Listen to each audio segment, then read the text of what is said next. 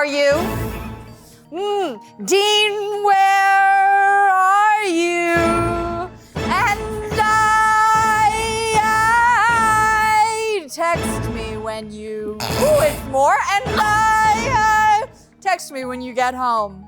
Bye. The family was trying to save money by calling collect. When they asked their name, they snuck a message into it so that they didn't have to pay for a whole call. For our next story. Yes. Jackets. Mm-hmm. They're supposed to keep you warm. I know, that's right. But you know that thing where you try to put a jacket on over a long sleeve shirt and the jacket makes the sleeve on your shirt right up to your elbow? Dean Cain! Now our field correspondent, Howard. Howard? Howard! It's Howard, you horse's ass. Normally I would be upset by that, but nothing can bring down my sack today, for I have seen true love. At 32 years old, I didn't realize I had never seen true love until now. Keep in mind, my parents are still together, but all that proves is that two people who hate each other can learn to cohabitate. My grandparents have probably never been in love. All my grandmother talks about is how she never loved my grandfather, and he caught her off the rebound. Somewhere along the way, the hope of finding true love in my life petered out to the point where I lost all sight of that fairy tale goal of finding someone who gets you like no one else could, probably around the tender age of 14. When, just as my mother was backing out of the driveway to take me to school, I told her to stop the car because I'd forgotten one of my textbooks. When I got out, I saw an injured bunny rabbit behind the car.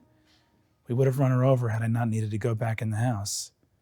I nursed that bunny back to health and begged my parents to let me keep her. She kept me calm during the nights when I couldn't sleep for the sound of my parents fighting. Bunnies aren't supposed to be skittish, but not Susie. It was like she knew she had to stay strong for me. Later that year, drought struck the town, and with that came a great fire. Our home was one of those afflicted. Firefighters had to wrestle me to the ground and broke both my arms to keep me from rushing back into the house to save Susie. The heat from the flames put goosebumps on my skin as I beseeched the God I no longer believed in for a miracle that never came. I would have died to save Susie, and I've been spending my whole life looking for a love that strong.